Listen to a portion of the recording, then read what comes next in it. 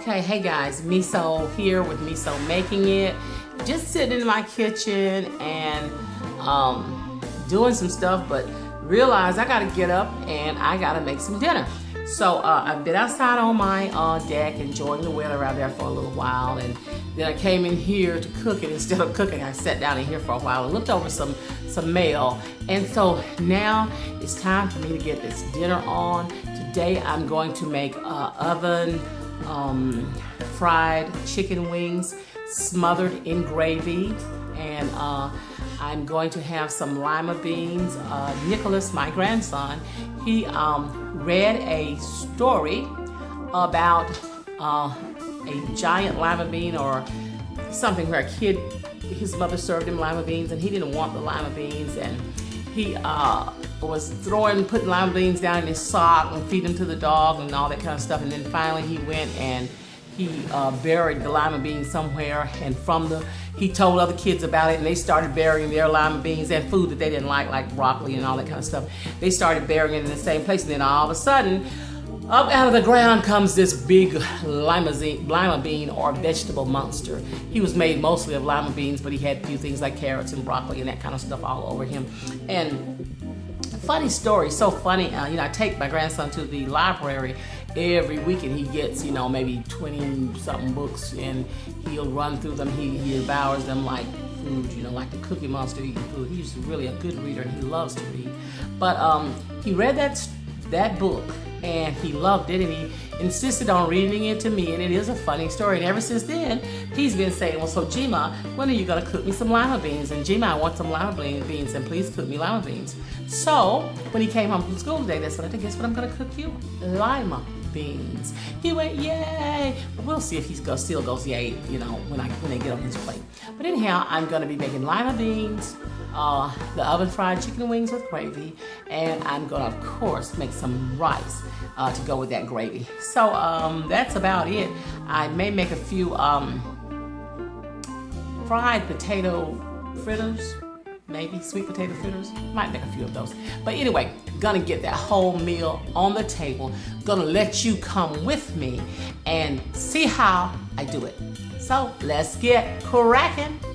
So you see here, I have just a package of chicken wings, and these chicken wings are 4 pounds, and just a little over 4 pounds, and they were $2.08 per pound.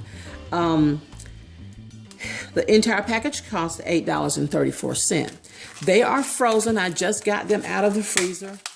And so I'm going to get them in some cool water so that they can begin to thaw. They should be thawed in about, if I change the water out a couple of times, they'll be thawed in maybe 30, 40 minutes.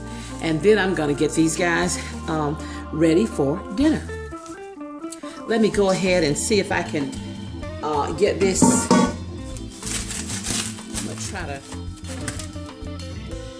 I'm going to try to get these out of the package. Like I say, I just got these out of the freezer. They are frozen to as much as they can be. They're not thawed at all. I just got them out, and it's about 10 minutes till 3. So I want to have these done, thawed and done by 6 o'clock. You think I can do it? I think so. Now on the back of these wings, there is this paper. I'm sure that you've seen, on the back of your food, your meats. And the first thing is going to happen is we're going to want to let that fall enough that this paper peels right off. So I'm going to go ahead now at this point, and we're going to run our water. Going to get it all in here and let it thaw. And then we'll be back. Okay, so we see this is peeling right off, and it's only been maybe like 30 seconds. This is peeling right off. We're going to get that off, throw it into the trash can. And now these wings can begin to get into the water and to thaw. So again, I will come back and we'll get started. We'll let you see what we got. Okay guys, so I have gone ahead and poured the water off of these chicken wings and rinsed them a couple of times, and they have thawed now. I said it would be about a 30 minutes, and that's exactly what it took, about 30 minutes to thaw. And I poured the water off. I see there's a little water still in the bottom of the pan. I'm just going to put a paper towel there just to soak up some of that water. And I'm going to go ahead and begin to get my, and you know, I hate this. Do you see this? I guess it's hard for them to get off everything from these wings, but don't show me these feathers. I don't want to see that. Okay. Anyway.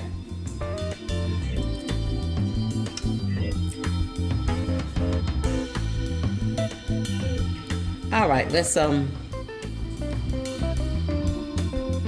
wait a minute. I gotta stop this and check on these things, get these feathers out of here. Okay, so I took a minute to just go over all of these again to make sure there are no feathers on these things. I mean, some of them had feathers this long. I don't know if you call those feathers. There was no actual feather on it, just the quills from the feathers this long. I don't like that. That's a turn off. But anyway, I've got them cleaned up now, and let's go ahead and begin to season them. I'm going to use my salt quite generously, because I find when you bake, and I'm going to bake these wings, I find when you bake chicken, it requires more salt than if you fry it. So this is my garlic powder, my granulated garlic powder, and I'm going to put a lot on that. You just put to taste how much you want on yours. I'm going to use onion powder. And I have some red pepper flakes sitting here from something I made earlier, but I'm not going to put that on there. Okay, onion powder, and I'm going to use my Goya Adobo all-purpose seasoning. And I'm going to put that on. You know, a lot of times I don't say measurements because I don't measure.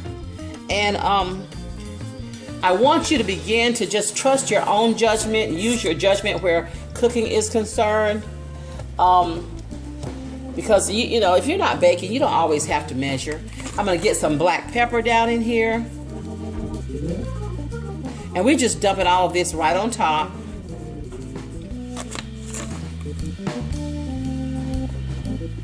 Of course, I love my lemon pepper, and I'm going to get some lemon pepper down in here. Now, remembering that all the lemon pepper and the adobo have salt in them, so you got to remember that.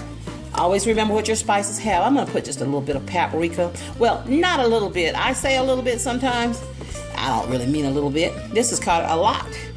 I'm going to put the paprika in, and then I am going to go ahead and use my hands to mix this up. Okay, so I'm just gonna, and what I'm trying to do is just get, you know what I'm trying to do. I am trying to just get some of the seasoning on every single wing. I'm just trying to make sure that the seasoning touches all of the wings. Okay, now I should have put my oil in my pan first, and I didn't.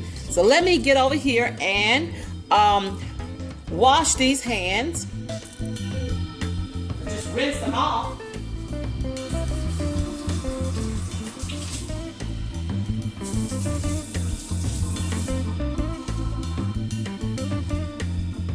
So let me take the oil, and here, let's see. Let me make sure you can see. This is my oil, and I'm just going to take the oil and pour it in the pan, right down the center. And I would say this is about probably, I'd say a tablespoon, and it might be 2 tablespoons of oil.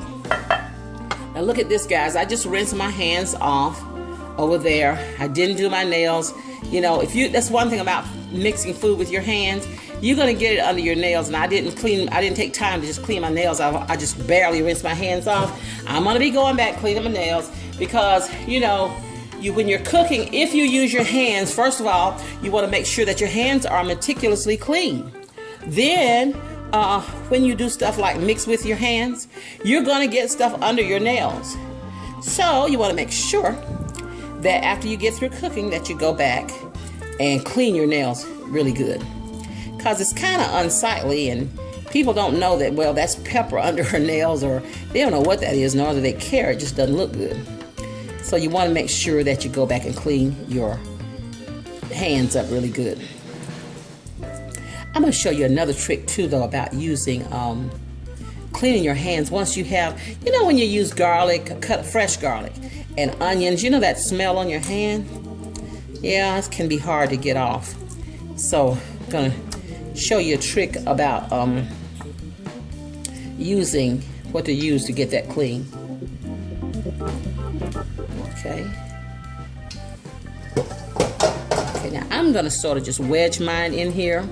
It's not going to be like when I fry it that I try to keep enough space in the pan. I'm going to kind of push them in here. And I got two more that I really want to get in. And gosh, these things have a lot of little hairs and feathers on them. Okay, so I've got them wedged in. Just going back and pouring this what little bit was left in the pan, just pouring it over there.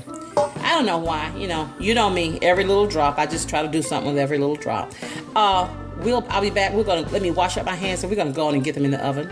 Okay, so we got all our wings in, and I've gone ahead. Let's see if I can show this. I've gone ahead and I've heated my oven to 350 degrees, and I'm going to be letting these guys cook. They're probably going to have to cook about an hour because I want them to get kind of crispy. So let's go ahead and get them in the oven. Guys, I'm back, and my chicken is nearly the color of brown that I wanted. It's certainly done, but I like it to be very brown in the oven. But right now I'm going to go ahead and make up the gravy, because I'm going to pour it over the chicken and put it back in the oven for a short length of time. But I want it to be hot when I pour that gravy over it. So let me go ahead. Here I have 4 chicken bouillon cubes, and I'm just going to get them into the bowl. I have this is 5 tablespoons of just regular self-rising flour. This is 1 cup of just regular milk. In fact, I use 2% milk, so this is actually not regular milk, it's 2% milk. I have salt, black pepper, again, the garlic powder, the onion powder, and some paprika for color. So I'm going to go ahead and get this flour down in the bowl.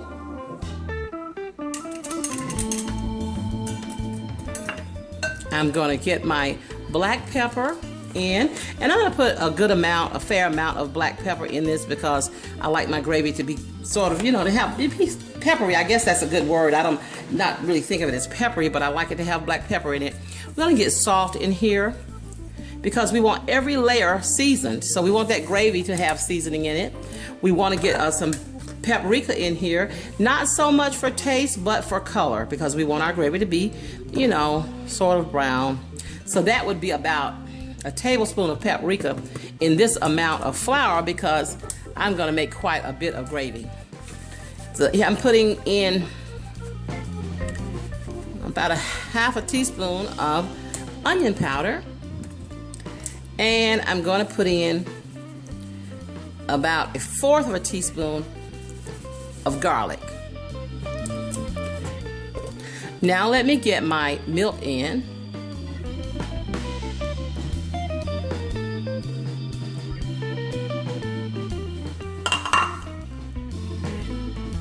And I'm just going to use my wire whisk just to smooth it out. You know what we talk about? We don't want any lumps in our gravy. Oh, yuck. That's the worst. In fact, if your gravy got lumps in it, I'm not eating it. And that just comes from not smoothing your flour mixture out. And you can't really do a really good job with a fork trying to do that. You need a whisk, either wire or Teflon. That part doesn't matter. And I'm just sort of banging this a little bit because I want to break up the chicken bouillons that are in here. So I feel them, so just want to kind of begin to break them down. They don't have to be completely broken down, but they need to be, you know, as well as possible to be broken down. So let me hold my bowl so that it doesn't slide all around the countertop. And just take your wire whisk and push it around the sides of the bowl, and that'll help to break up any lumps that might be in there also. This looks pretty smooth to me at this point, and I still feel the bouillon, some of the bouillon cubes that have not melted down. But that's okay. Like I say, you don't even have to. The bouillon has salt in it, of course, just really mostly salt. So that's why you want to actually kind of watch how much salt you actually put in to it and what else is in there with salt in it. So this is looking good already. Now to this, I want to add some water. I have water sitting here, and I'm going to add water. So that was 1 cup of milk. Now I'm going to add water enough that makes this 8 cups of liquid altogether.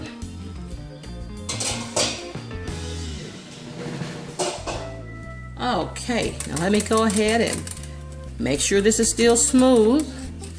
This is going to begin, when I get it in here, it's going to get thick.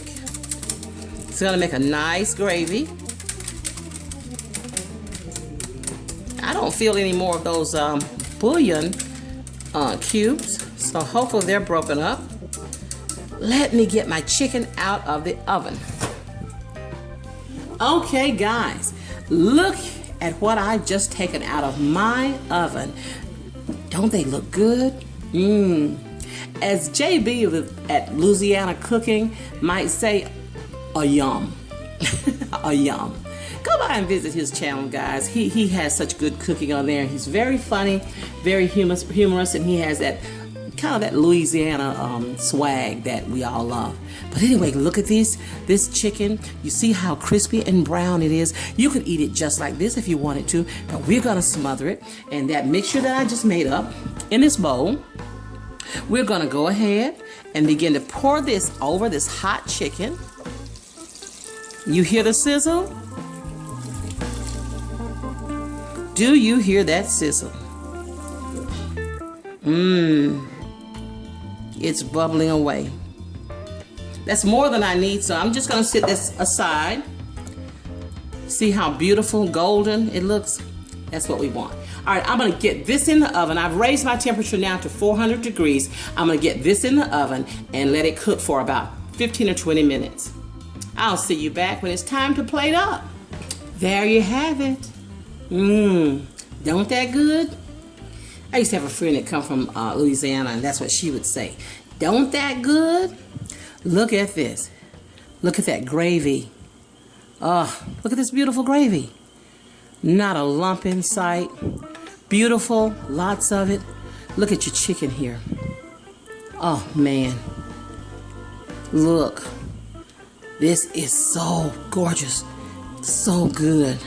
All of that delicious gravy. And if your family doesn't eat it all, save some of your gravy for tomorrow. It'll last a couple of days. You'll be making something else that needs gravy. This gravy is so good. You'll want to use it again, but you probably won't have leftovers. If you're like me, they'll eat all of this over the rice. I'll come back when it's all. Okay, guys, look at what I have here. My oh my. Look at these chicken wings. Do you see how some of them, they're crispy on the top, but yet the other part is smothered in that rich, beautiful gravy, not a lump in sight? I've paired this with some lima beans and some rice that I placed my gravy on top of. Okay, I want you to just get a real good look at this chicken. That's why I'm zooming in. Look at this. Look at this. This is comfort food at its best. This dish spells love. This meal spells love. And I thank you for coming by my channel today just to get a little bit of love. Come back.